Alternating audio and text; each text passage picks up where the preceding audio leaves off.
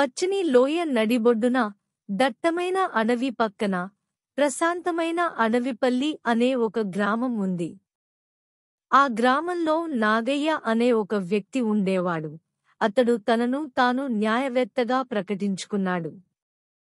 అతను తన మాటలతో ఎవరినైనా ఓడించగలడు.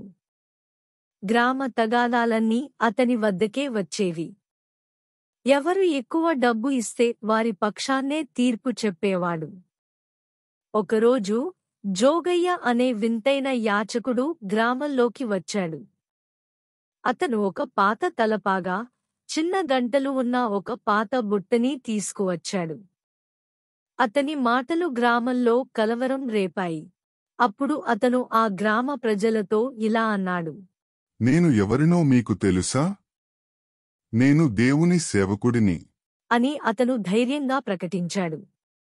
అతను తన మాటలతో ప్రజల హృదయాలను మార్చడం ప్రారంభించాడు.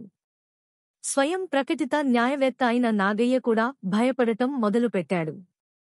అప్పుడు నాగయ్య ఇలా అనుకున్నాడు. ఒకవేళ ఈ మనిషి మాటలు నా మాటల కంటే బలమైనవి అయితే? అని అతను ఆలోచించాడు.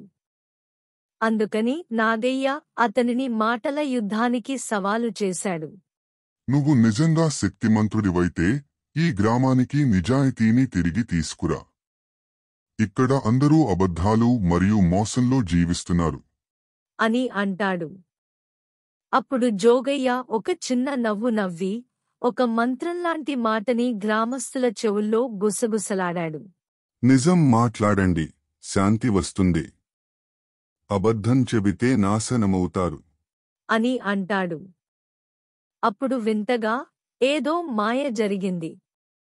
గ్రామస్తులు తమ తప్పులను ఒప్పుకోవడం ప్రారంభించారు.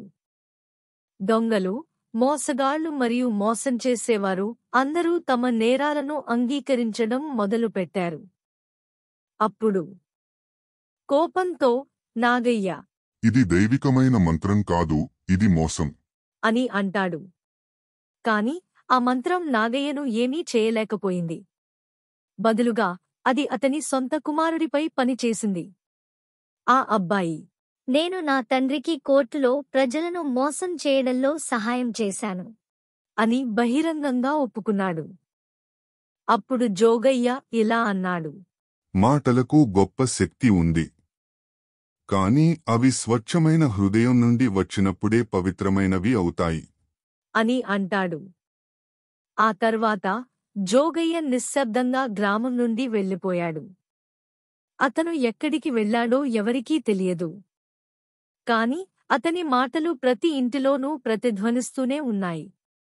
మాటలు శక్తివంతమైన ఆయుధాలు. కాని అవి స్వచ్ఛమైన హృదయంతో మాట్లాడినప్పుడే న్యాయాన్ని పునరుద్ధరించగలవు మరియు దుష్టత్వాన్ని ఓడించగలవు. Please like, share and subscribe. Thank you.